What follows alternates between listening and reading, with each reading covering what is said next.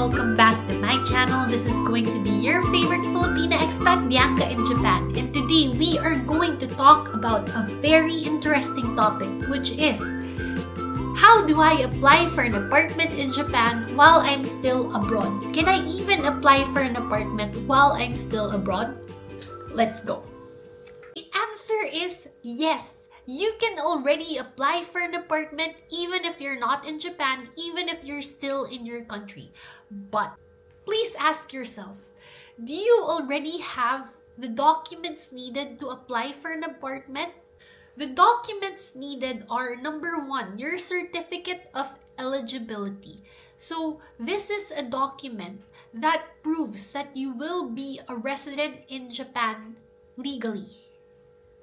So basically, the school or the workplace that accepts you will submit a document or proof to the Japanese government that they will sponsor you, and in exchange, you can receive a certificate of eligibility from the Japanese embassy in your country. If you don't have that document, you cannot apply for an apartment.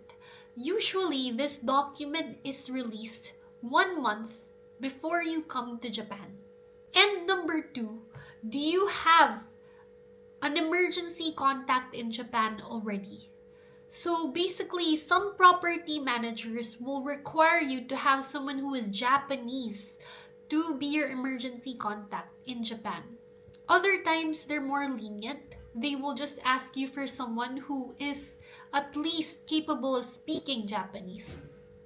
While other times, the easier property managers will just ask you to provide information from someone who is in Japan.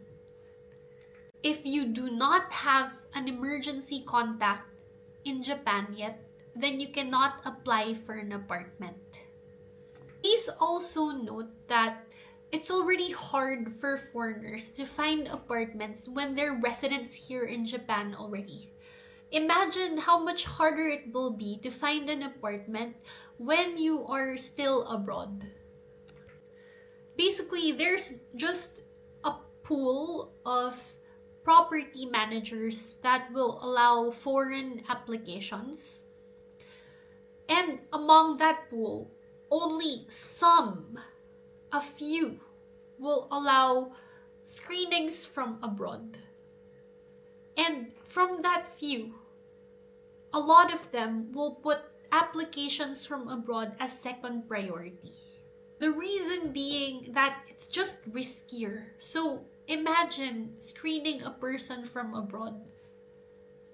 It's a lot more difficult because they don't know the language yet. They don't have a Japanese number, a Japanese bank account.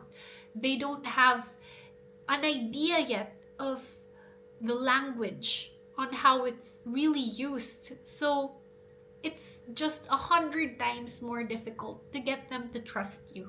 It has nothing to do with how good you are, how clean you are. It has nothing to do with even how good you are in Japanese. There's just this risk.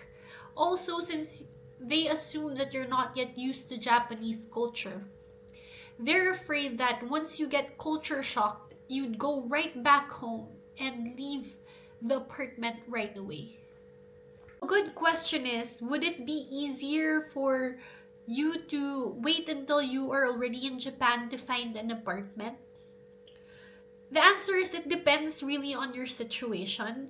Honestly, if you are a person who is going to Japan for a job, it may be easier for you to find an apartment when you're already in Japan. But for example, if you're a foreign student, then applying from abroad is just a tiny bit more difficult than applying when you're already in Japan. The reason is because you won't have income. They're not really confident to lend to you because they can't prove that you can sustain paying the rent. When you're applying from abroad also, it may be a good idea to do extensive research before you even inquire to the apartments that you see online, because A lot of the time, applications from abroad have unrealistic expectations because they don't have an idea of how much rent should be for a certain area in Japan. They have no clear picture of what initial fees are or where they want to be in Japan, really. So please do your research. So, an example of unrealistic expectations, for example, a lot of the times I would get applications from abroad and then they would ask me to find them an apartment that is from the 50,000 to the 65,000 range, but they're looking for an apartment that is walkable to Ikebukuro station or Shinjuku station, Shinokubo station. Come on. These are very unrealistic standards. You can't really have a lot of options when your budget is that low and your area is so central. You can't really have a lot of say on what apartment is when your budget is that low.